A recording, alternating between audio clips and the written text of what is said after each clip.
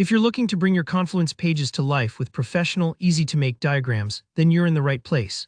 By the end of this tutorial, you'll not only know how to install Gliffy for Confluence, but you'll also be crafting your very first diagram, all set to communicate your ideas visually and clearly. Let's get started right away. First things first, let's talk installation. This step does require Confluence administrator permissions, so if you don't have those, it's a good idea to reach out to your admin or IT department before continuing. Think of it like needing the key to a special toolbox. You just need the right access for these next actions. Head into your Confluence instance and go to the Settings panel. You'll find this under the little gear icon, usually at the top right of your screen. From there, select Find New Apps.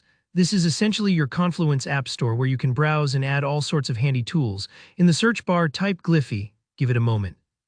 The search might take a few seconds to load the results. Once you see Gliffy in the list, you'll be given the option to start a free 30-day trial by clicking Try It Free. If your team already has a license, you can click Buy Now, but for most people just trying it out, the free trial is perfect, no strings attached.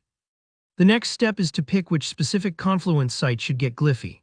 This matters if your organization has multiple Confluence sites running side by side, so double-check you're adding Gliffy to the workspace where you actually need it. Once you've chosen, click Start Free Trial or Approve, whichever option appears, and just let Confluence do its thing for a few moments. When installation is complete, you'll get a notification letting you know Gliffy is ready to use. If it takes a minute, don't worry. Sometimes apps need a bit to install in the background, especially if your Confluence site houses a lot of other plugins. Now for the really fun part, creating your first diagram.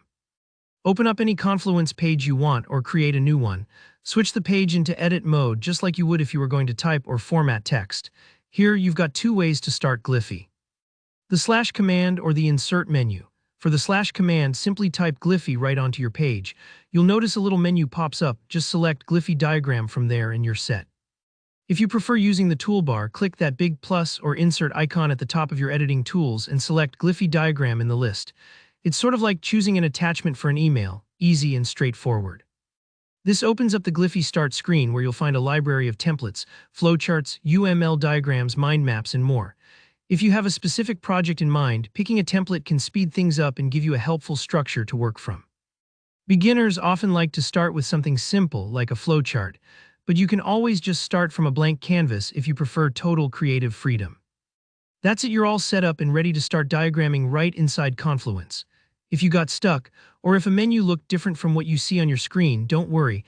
It's not uncommon for your Confluence version or permissions to affect the look of your settings. Just leave a comment below describing where things went sideways and I'll be happy to walk you through it. Thanks for watching. If this tutorial helped you out, hit that like button and let me know in the comments what kind of diagrams you plan to build with Gliffy. Don't forget to subscribe for more practical guides and productivity tips for Confluence.